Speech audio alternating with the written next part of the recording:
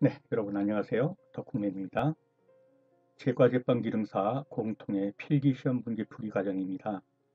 제과제빵기능사 시험은 분리되어서 시행되지만 시험 문제는 거의 공통으로 출제되고 있습니다. 스킵하듯 지나가면서 빠르게 답을 확인하는 방법으로 진행하겠습니다.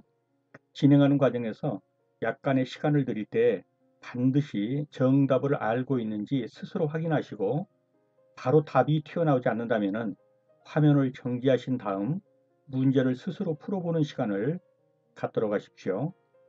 그러면 문제 풀이로 들어가겠습니다. 1번입니다.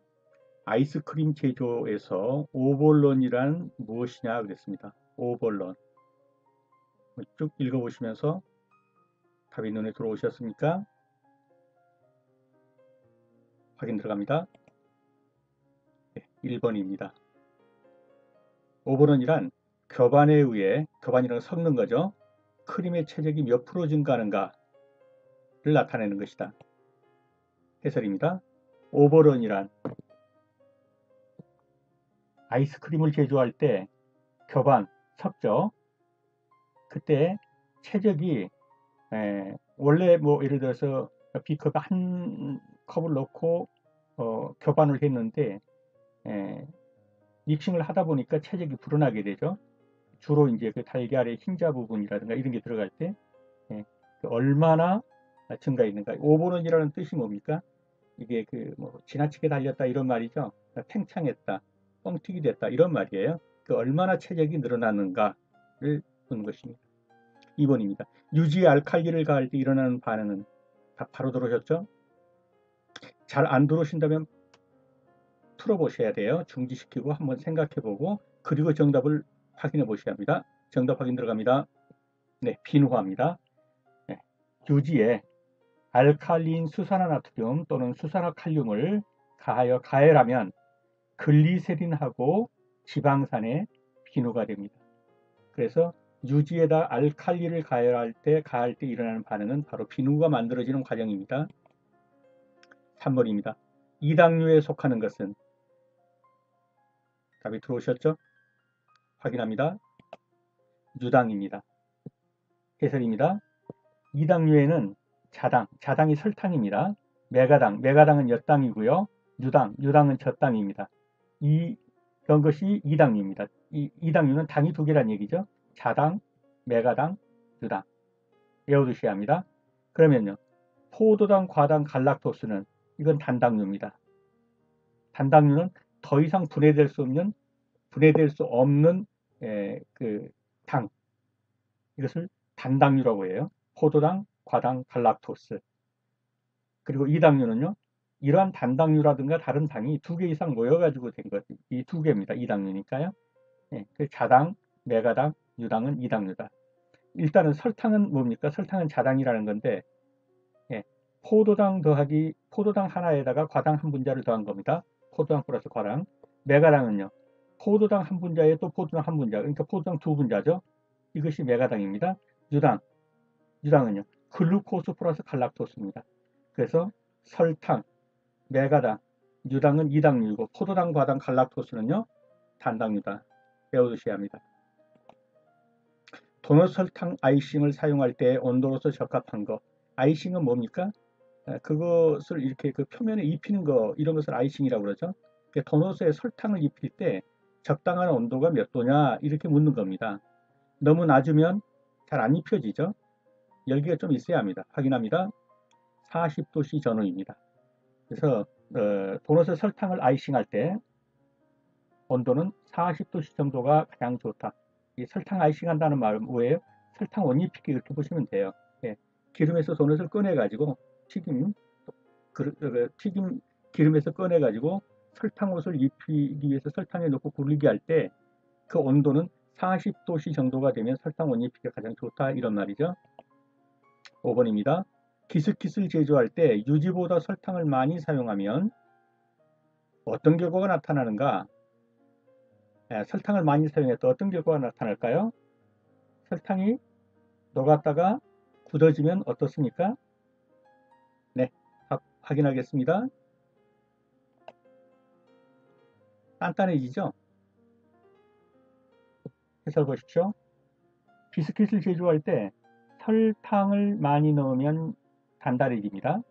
근데 유지를 많이 넣으면 버터 같은 거라든가 이런 걸 많이 넣으면 어떨까요? 촉감은 부드럽고 바삭바삭하게 됩니다. 그래서 유지를 넣으면 촉감이 부드럽고 바삭바삭하고 설탕을 많이 넣으면 녹았을 땐 좋은데요. 굳어지면 딱딱해서 단단해지죠. 촉감이. 넘어갑니다. 스펀지 케이크에 사용되는 필수 재료가 아닌 것은 무엇이냐 그랬습니다. 스펀지 케이크에 사용되는 필수 재료가 아닌 것. 답을 아시겠습니까? 확인합니다. 베이킹 파우더입니다. 자, 스펀지 케이크의 필수 재료가 무엇입니까? 박력분. 케이크에는 박력분이 들어가죠. 달걀, 설탕, 소금 이것만 들어갑니다. 베이킹 파우더는요. 여기 안 들어가요.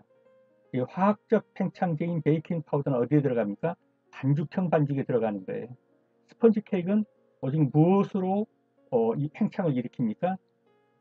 달걀 흰자의 머랭으로 팽창을 일으키죠. 주로. 박력분, 달걀, 설탕, 소금 이것만 들어가는 것이 스펀지 케이크입니다. 확실히 알아두셔야 합니다. 스펀지 케이크에 사용되는 필수 재료가 아닌 거 베이킹 파우더. 7번입니다. 밀가루를 채로 쳐서 사용하는 이유와 가장 거리가 먼 것. 답이 들어오셨죠? 확인합니다. 네, 밀가루를 채로 쳤다고 표피색이 개선되는 건 아니죠. 채로 치면 어떻습니까? 불순물 제거되죠. 공기 혼입되어서 공기가 혼입되면 어떻습니까? 반죽하기 쉽고 좋죠. 재료의 고른 분산, 그렇죠? 널리게 퍼져줘가지고 잘 혼합이 되겠죠. 그렇지만 밀가루를 채로 쳤다고 표피색이 개선되는 건 없습니다. 반죽 무게를 이용하여 반죽의 비중 측정 시 필요한 것은 무엇이냐 그랬습니다. 정답이 눈에 들어오셨습니까? 확인합니다. 물무게입니다. 우선 비중이 정확하게 무엇인가를 이제 알아두셔야 합니다. 비중이라든가 이런 문제로 나오는 게 몇 문제 나옵니다. 그렇기 때문에 정확하게 의미를 알아두셔야 합니다. 비중은 무엇입니까?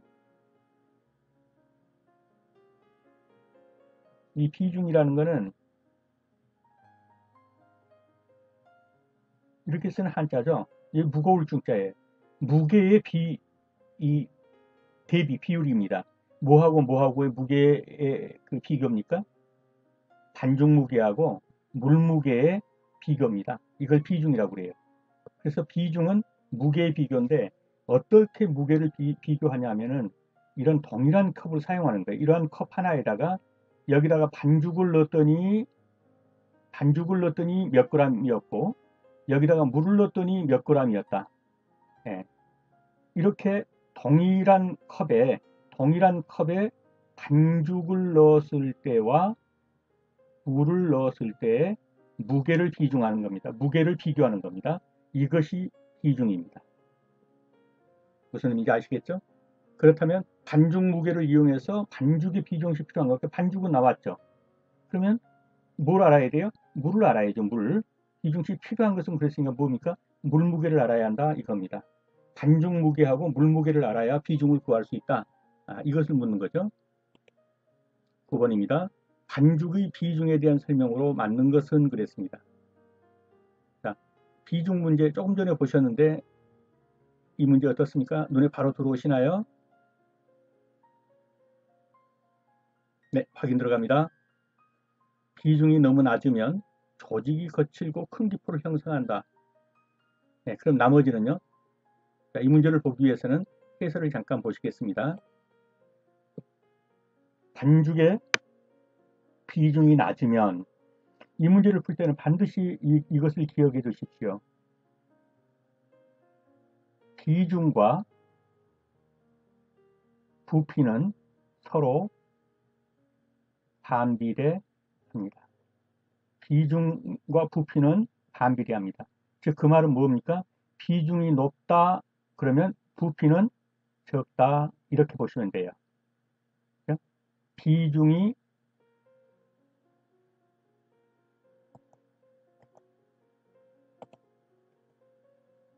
비중이 높으면 어떻습니까? 부피는 작고 반비례하는 겁니다. 두 번째, 같은 무게의 반죽을 구울 때 비중과 부피는 반비례하기 때문에 비중이 높을수록 어떻습니까? 부피는 감소한다.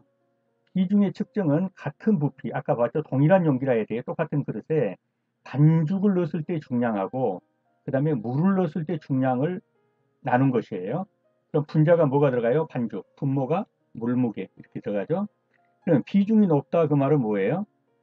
부피는 작다 그 말이죠. 부피가 작다라는 것은 반죽이 되다, 조밀하다 이런 말이죠.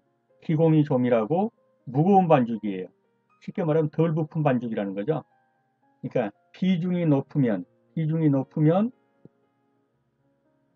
어떨까요? 부피는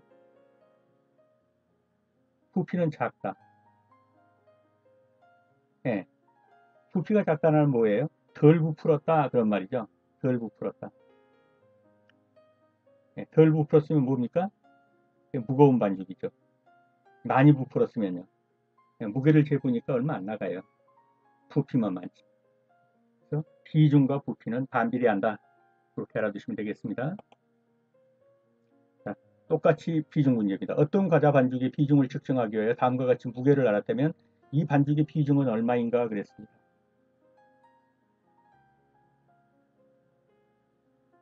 예, 문제를 푸는 과정을 알면 암산으로도 풀 수 있는 문제입니다. 어느 정도 나왔나요? 확인하겠습니다. 0.60입니다. 자, 보십시오. 비중은 순수한 반죽의 무게를 순수한 물의 무게로 나눈 것입니다. 여기에서 보시면 순수한 반죽 무게는 뭡니까? 예, 170에서 그 용기의 값을 뺄 거죠. 120g이에요. 순수한 물 무게는요. 250에서 50을 빼면 200g이에요. 그러면 순수한 반죽의 무게 120을 순수한 물의 무게 200으로 나눈 거죠. 0.60이 나오죠. 네. 이 문제를 푸실 수 있는 분은 뭐 계속 풀면 짜증 날 거고요. 못 푸신 분들은 잘 이해가 안 가시면 제가 설명을 여기서 드려도 잘 몰라요. 여기서 스톱을 하시고 반드시 이 문제를 혼자서 풀어보셔요. 네. 그리고 납득이 되면 그 다음부터는 그냥 암산으로 돌려도 답이 나올 겁니다. 넘어갑니다. 일반적으로 강력분으로 만드는 것은 자, 강력분, 중력분, 박력분 알아두셔야 합니다. 정답이 눈에 들어오셨나요? 확인합니다. 식빵입니다. 자, 이 문제를 조금만 더 머물러 볼게요. 일반적으로 강력분으로 만드는 것은 밀가루의 강력분, 중력분, 박력분. 이게 끈기가 강하냐, 중간 정도냐, 박하냐 이런 말이에요. 강력분은 주로 뭐 했습니까? 제빵 했습니다. 식빵 등. 중력분은 주로 뭐 했습니까? 예, 중국집에서는 뭐, 뭡니까, 저기, 면, 죄송합니다. 예, 중국집에서는 면 뽑는 밀가루, 또 일반 가정에서 쓰는 거, 이런 것들은 중력분입니다. 박력분은 뭐 했습니까? 케이크 만들 때. 예, 케이크 만드는데 이게 너무 끈적끈적하면 되겠어요? 잘 부셔져야죠. 박력분은 케이크 만들 때 씁니다. 넘어갑니다. 흰자를 거품 내면서 뜨겁게 끓인 시럽을 부어 만든 머랭은 무엇이냐 그랬습니다. 머랭을 어떻게 만드는지는 알고 계시죠? 예, 별립으로 만들 수도 있고 공립으로 만들 수도 있는데 계란을 계속 휘핑해서 음, 그 부피를 체적을 늘리는 것이죠. 근데 그렇게 하는 과정에서 뜨거운 시럽을 넣는다는 거예요. 그러한 그 머랭은 무슨 머랭이냐 이걸 묻는 거죠. 답이 눈에 들어왔습니까? 확인합니다. 예, 이탈리안 머랭입니다. 이탈리안 머랭은 흰자를 거품내면서 뜨겁게 끓인 114도 정도의 설탕 시럽을 부어가면서 만드는 머랭입니다. 아마도 그 이탈리아가 우리나라 사람들처럼 반도 기질이 있어서 예, 열정적이고 뜨겁고 이런 걸 좋아하는 것 같아요. 그래서 머랭을 만들 때도 뜨거운 시럽, 114도 정도의 뜨거운 시럽을 부어가면서 만든답니다. 이탈리안, 뜨겁다. 예. 케이크 제품 평가 시 외부적 특성이 아닌 것. 눈에 들어오셨나요? 확인합니다. 방향입니다. 향은 향기죠. 향은 제품의 내부적 특성입니다. 내부적 평가 항목입니다. 자, 보십시오. 부피, 껍질, 균형. 균형은 뭐예요? 뭐 놔두니 뭐라고 그럴까요? 균형이 안 잡혀 있어요. 불안정해요. 빵을 만들어놨는데 뭐 옆으로 기운다든가. 눈으로 보이죠? 부피 크다 적다, 껍질 단단하다, 뭐 물컹하다, 균형이 잡혔다 안 잡혔다. 이건 다 뭡니까? 외부적 특성으로 눈에 보이는 겁니다. 방향, 향기예요. 이건 먹어보면서 그 속에 들어있는 어떤 그 향기를 이렇게 흠취하겠죠? 이건 내부적 특성입니다. 외워두십시오. 방향, 내부적 특성이다. 케이크 도넛의 제조 방법으로 올바르지 않는 거. 쭉 한번 보십시오. 눈에 들어왔죠? 확인합니다. 자, 정형 후에 곧바로 튀긴다.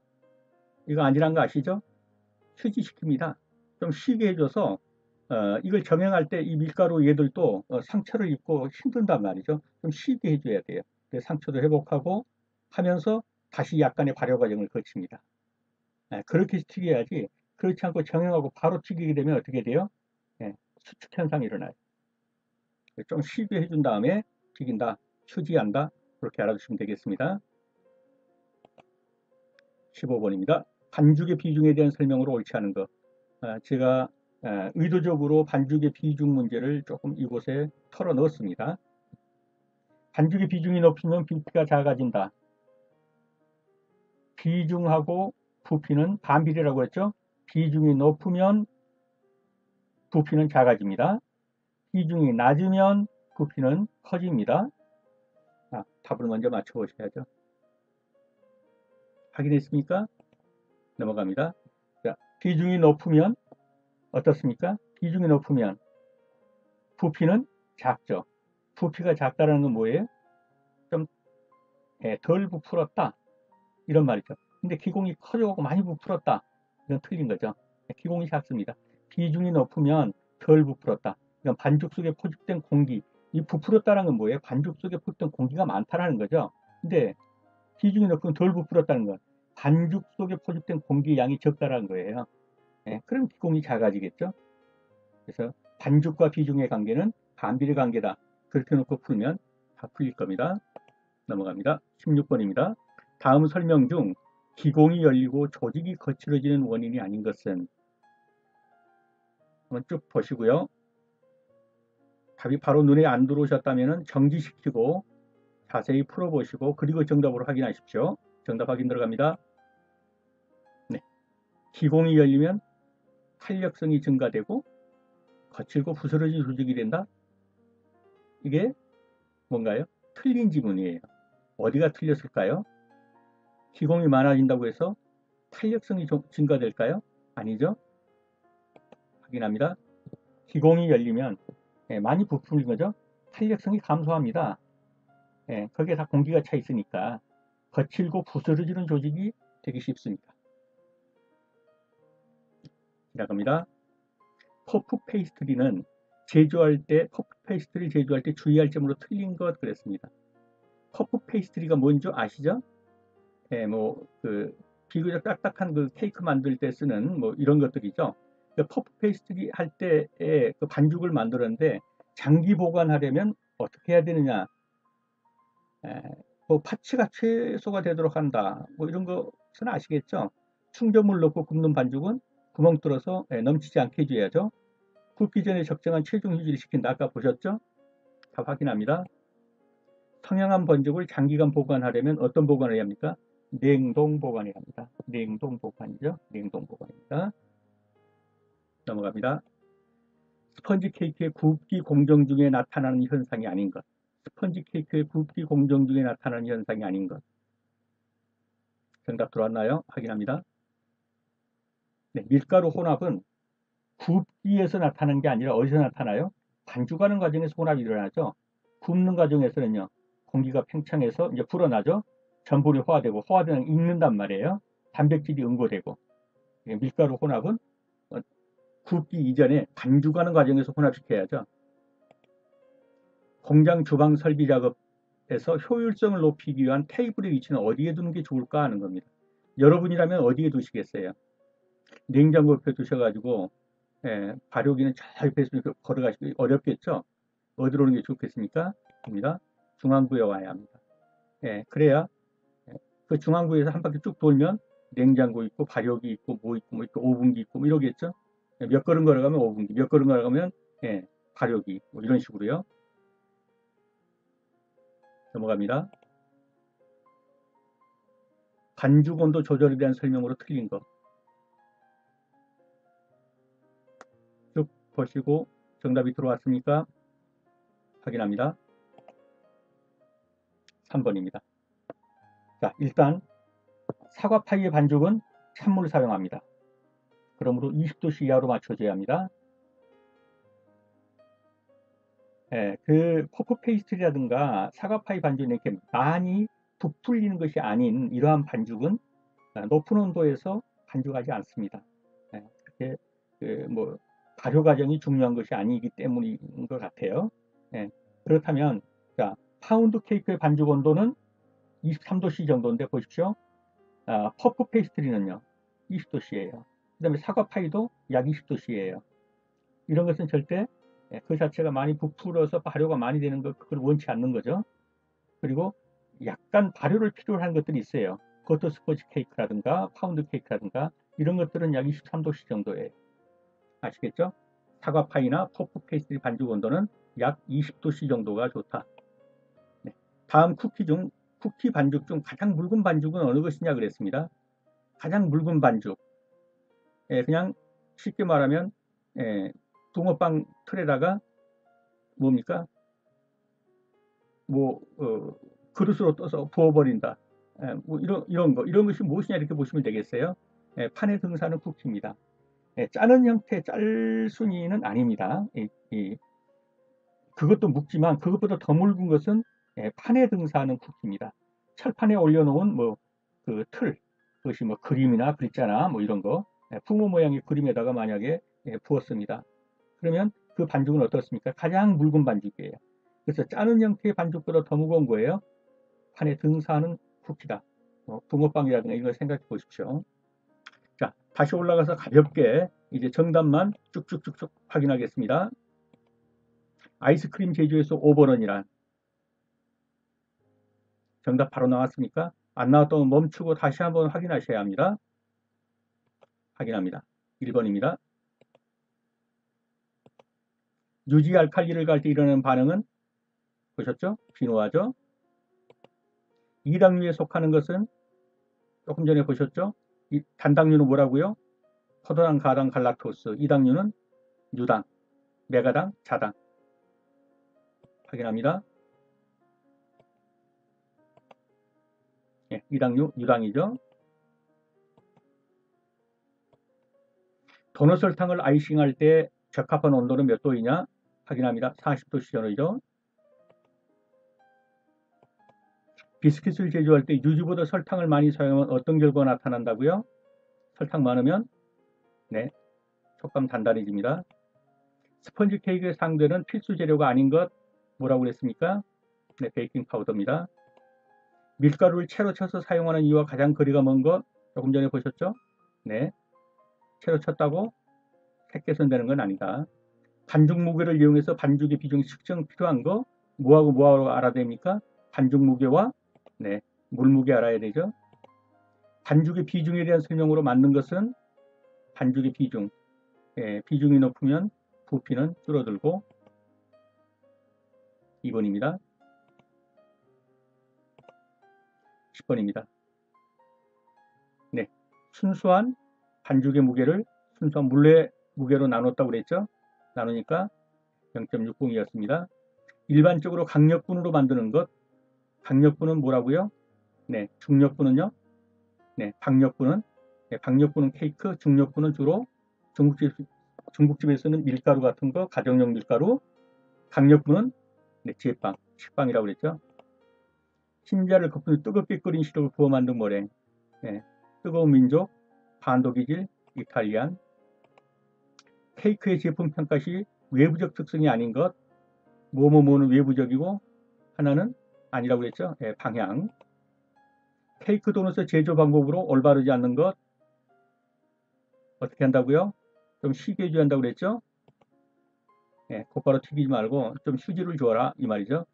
반죽의 비중에 대한 설명으로 옳지 않은 것, 반죽과 비중의 관계 꼭 알아두셔야 한다고 그랬죠? 예, 비중은 부피에 반비례한다. 4번입니다. 다음 설명 중 기공이 열리고 조직이 거칠어지는 원인이 아닌 것. 좀 전에 봤죠? 기공이 열렸다고 그래서 탄력성, 즉 끈기가 증가되는 거 아니라고 그랬죠? 퍼프 페이스트리 제조할 때 주의할 점. 장기간 보관하려면 뭐 해야 한다고요? 냉동 보관해야 한다고 그랬죠? 스펀지 케이크의 부피 공정 중에 나타나는 현상이 아닌 것. 네. 반죽할 때 밀가루 혼합이 일어나죠? 공장 주방, 네. 어디에 설치해야 가장 작업 동선이 쉽겠습니까? 능률이 오르겠습니까? 중앙부입니다. 반죽 온도 조절에 대한 설명, 사과 파이하고 퍼프 페이스트리는 몇 도씨 정도가 좋다고 그랬습니까? 20도씨입니다. 쿠키 반죽 중에서 가장 묽은 반죽, 뭐라고요? 붕어빵, 판에 등사하는 쿠키, 어떻다고요? 가장 묽어도 된다. 네, 이상입니다. 네, 여러분 수업하시느라 수고하셨습니다. 좋은 결과 있으시기 바랍니다.